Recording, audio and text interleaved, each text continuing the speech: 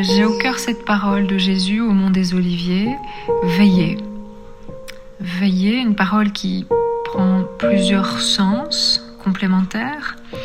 Veillez car vous ne savez ni le jour ni l'heure de la venue du Christ, l'heure de la fin de l'insouciance, de la fin de la maîtrise de la vie, de la maîtrise des événements, la fin de la santé. Veillez. Ne cherchez pas à tuer le temps, à passer le temps. On entend souvent ça autour. Qu'est-ce que tu fais pour passer le temps durant ce confinement ? Non, il est précieux ce temps. Nous n'avons que cette vie pour être à l'école de la sainteté. Et c'est le rendez-vous pour aujourd'hui, pas demain, pour aujourd'hui. Parce que peut-être que demain, on regardera déjà cette saison en soupirant ou en souriant et en se souvenant d'une drôle de saison pas drôle. Peut-être se souviendra-t-on de la sidération, ou de la fatigue, ou du désarroi. Peut-être dira-t-on qu'elle était vraiment pourrie, cette saison. Peut-être se souviendra-t-on qu'on l'a eu, l'occasion de changer notre regard sur le vivant et le fragile, sur le silence et sur le temps, sur nos fatigues et nos agacements. Anne se souviendra qu'elle a été bousculée par tout ça, intimement, brutalement, alors que ça avait plutôt bien commencé, me dit-elle. Au départ, je l'accueillais plutôt bien, moi, ce confinement. Du temps pour retrouver du souffle, quand on aime contempler, c'est de l'or. Sympathiser avec la lenteur, retrouver du temps pour lire. Et puis, quand le Covid s'est invité à la maison, il a avalé cette insouciance. Et j'étais d'une minute à l'autre, quand il a été hospitalisé, séparé de la personne qui m'est le plus proche dans ma vie comme dans ma foi, sans plus pouvoir communiquer avec lui que par SMS, puisqu'il était à l'hôpital. Par SMS ou via quelques toutes brèves nouvelles données par un médecin au téléphone, et sans avoir, pour la toute première fois, quelques échos, des résonances que comment lui, il traversait ça dans sa foi. Donc c'est le blackout total, brutal, radical, le désert. À présent, tout va bien. Et nos prières partent maintenant de nos tripes autant que de nos cœurs pour tous les malades, les anonymes de partout dans le monde, mais qui font depuis partie de notre famille.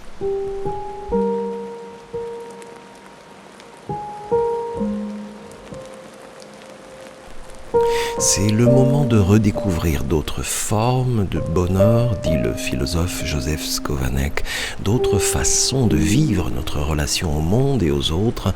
Le bonheur est-il nécessairement à trouver dans un grand magasin ? Y a-t-il d'autres horizons que le parking du centre commercial ?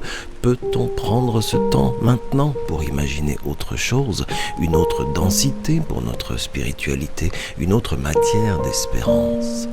Notre spiritualité est souvent très narcissique, on est centré sur soi et sur nos expériences spirituelles, mais on ne change rien de notre comportement. Or, à quoi sert le geste de la foi s'il ne contribue pas à façonner le monde ? Bonne question. Alors, je demande à Anne ce qu'elle a puisé, elle, comme forme nouvelle, en traversant cette période d'inquiétude et d'isolement. Je retiens le verset 8 du psaume 39. « Maintenant, Seigneur, que puis-je espérer ? C'est en toi qu'est mon espérance. » Eh bien, tout ça nous a appris, à mon époux comme à moi, même si à ce moment-là, on a traversé tout ça un peu séparément.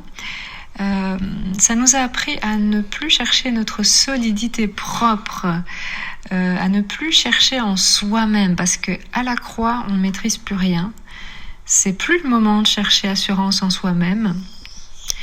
Il n'y a plus moyen à ce moment-là pour nous de chercher le soutien humain, même si nous avons reçu beaucoup de marques d'attention de la part de notre entourage. Séparés l'un de l'autre, en plus, il y avait pas moyen de communiquer ensemble. Donc bref, on n'avait plus qu'un seul secours, c'était le Christ.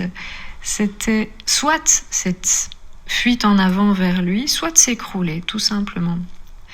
Nous, à ce moment-là, on ne comprend pas ce qui se passe, ni comment tout ça va se terminer. Mais lui, Dieu, lui, il sait. Il voit toujours plus loin que nous. C'était à ce moment-là entre ses mains. Qu'est-ce qu'on avait d'autre en fait ?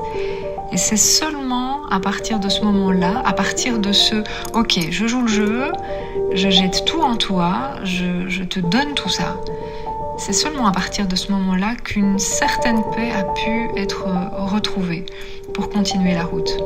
Anne me dit en souriant que son mari est sorti de l'hôpital le jour de Pâques et qu'il a pris ça comme un clin d'œil somptueux pour continuer la route. Alors oui, comme le dit David, mettre tout notre espoir dans le Seigneur qui écoute notre cri, se penche vers nous et nous fait remonter de la boue des profondeurs pour mettre dans nos bouches et sur nos lèvres les mots nouveaux d'un chant nouveau.